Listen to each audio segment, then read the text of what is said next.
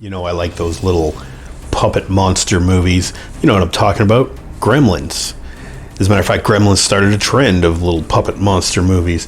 Followed by Critters, as well as Ghoulies, Munchies, Hobgoblins, and even to a lesser degree, Puppet Master movies.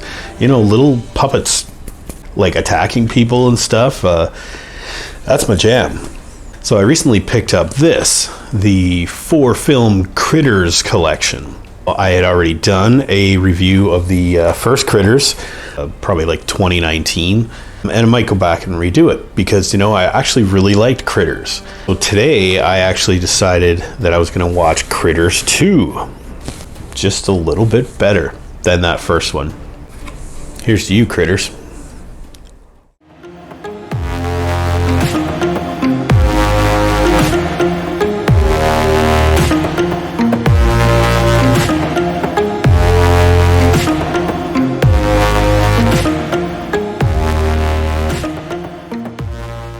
Critters 2, the main course. If you don't know about the Critters franchise, it's part of that puppet movie revolution. And the Critters are, of course, I guess they're taking advantage of that genre.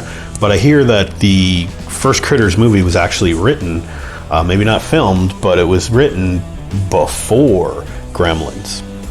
Critters are little aliens. They're little balls of fur with tons of teeth in them, but they're actually known as krites. You know critters, come on, man. They're not some ancient Chinese secret. These are aliens from another world, and they're intelligent enough to apparently have been in prison, and they escape from their space prison, and they steal a spaceship, and they come to Earth. That's the first Critters movie. But yeah, that first Critters was pretty good. They're like space fugitives, and the bounty hunters come after them, try to exterminate the critters. Yeah, it's pretty out there. It's Critters 1, the very first one, was a pretty good quality movie. I mean, it was ridiculous and campy and probably not what people were expecting. I guess, were they expecting a horror movie or a horror comedy? Whatever. The concept of Critters, I like it. I think it's just goofy and wacky enough that it makes for a pretty entertaining time. And Critters 2, as I said, I think is a little bit better even. In the first Critters movie, there's this family and their farm is attacked by critters, the krites, because they crashed their spaceship on their land and whatever. And there's a young kid, well, I guess he's 12 or whatever in that movie, played by Scott Grimes. Okay, Scott Grimes comes back for this. Him and Charlie, who starts off as being the village idiot in the first movie, comes back in this one as well. And he actually, at the end of that movie, he joined the bounty hunters. So now he's working with the space bounty hunters, and the critters return. Turns out there was alien eggs stashed somewhere near the town of, what was the name of the town again? Who cares? Critter eggs, of course. It happens to be Easter time at the beginning of this movie. So people find the eggs and they end up getting painted up like Easter eggs. And they're part of the church egg hunt in this small town. Scott Grimes comes back on his Easter break or whatever because he's now he's 14, 15. I'm 16 maybe. And it's 2 years later. But it just happens to be when he comes into town that the critters attack through a series of convenient coincidences, of course. And so the critters return, but they've been detected by the bounty hunters as well. The bounty hunters have to come back to Earth because they hear, oh man, we might have some critter activity back on Earth. We got to go back there. Critter eggs, they hatch. And there's a really funny scene where they first attack. The local sheriff has to dress up as the Easter bunny for this egg hunt. And he's all pissed about it. He doesn't want to do it. And he puts on the bunny suit. He's out in the field, looking at eggs and stuff. And he gets attacked by critters.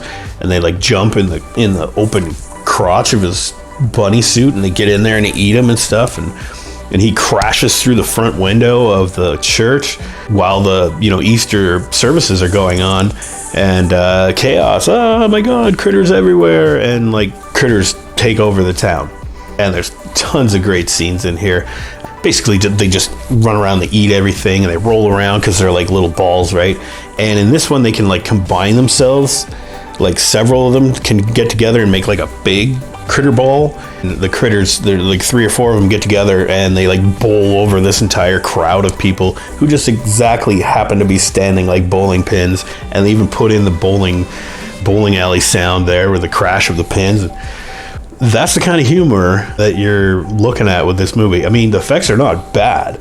As a matter of fact, the critters are created by the Chiodo brothers, who are responsible for stuff like Killer Clowns from Outer Space. And I think I dissed their work a little bit because they did the troll for Ernest Scared Stupid. I just didn't like that particular puppet. I thought it looked pretty bad, but the Chiodo brothers really pulled it off with the critters, at least in this one, because they look goofy, but they still look like menacing and evil, and there's gore, and the critters get blown up like lots, and the bounty hunters come in and shoot them and stuff, and they explode, and there's like green guts everywhere.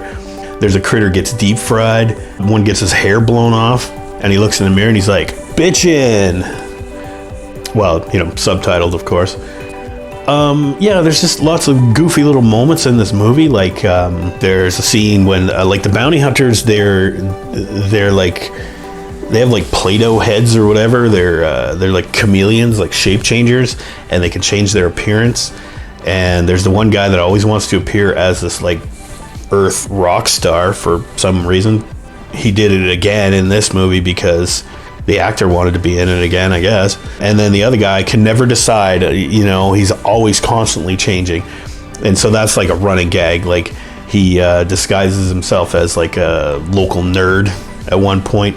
And then, he looks at like a Playboy magazine centerfold, fully naked, of course. And so he morphs into this mostly naked centerfold, complete with a staple on her belly button. Visual gag. I thought it was pretty funny and pretty hot lady.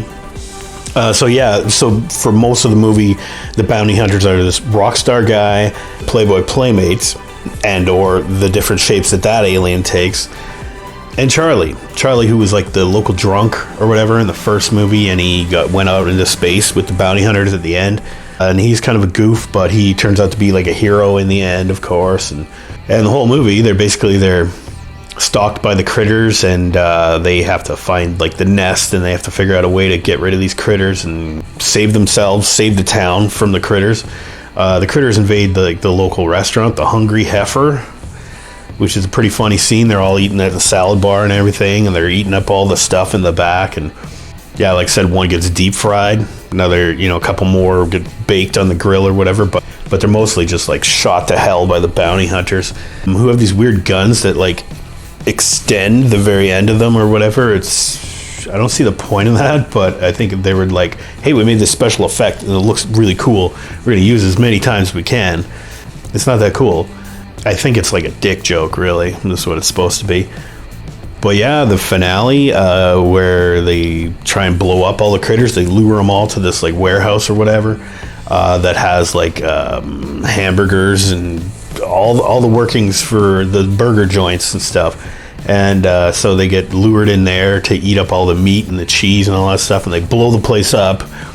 And they thought they killed all the critters, but then you look and like a giant critter ball comes out of this warehouse, and it runs over this one dude, and it's the funniest special effect ever.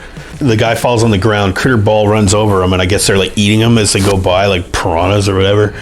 Yeah, but in the end, critters are defeated. The bounty hunters are successful. One of the bounty hunters dies, actually. The naked chick. And looks like Scott Grimes has got a girlfriend in the end. I don't know, he has a lot of lines in this movie, and he's pretty good, I gotta say, but it seems to me like, I don't know what his actual age was here, but he appears to be about maybe 15 or 16. And he's got like this love interest. I mean, her character doesn't really do very much, but at the end they have this awkward like kiss scene or whatever, and I'm thinking, that guy's only like 14. Like, there was something weird in there. I don't know what it was, but I don't think Scott Grimes came back for any of the other movies. Critters 3 and 4, which I've never seen either one of. I guess you'd call me a Critter fan. And this second helping of Critters, the main course, yeah, I think it was a little bit better than that first one. I'm going to go ahead and give Critters 2 a B+. Yeah, it was entertaining. I laughed a whole lot in this movie, and not always because they wanted me to laugh. I mean, it's kind of a lower quality movie, but it's not so bad it's funny. Well, there's some parts that are, but it's hard to tell whether they really intentionally put that in there to make it look really stupid and really funny, or if they just, this is the best we could do. I don't know. Either way, it turned out to be a pretty good movie. So I recommend Critters 2, the main course, and I give it a B+. Okay, so now that I got my Critters collection, I also got Troll and Troll 2 on a different DVD. And also, I haven't got it yet, but I ordered a copy of Ghoulies 3, Ghoulies Go to College. And I'm really looking forward to that one. So you should look forward to seeing way more rubber puppet monster movies on my channel here. And until next time, have a good one, everybody.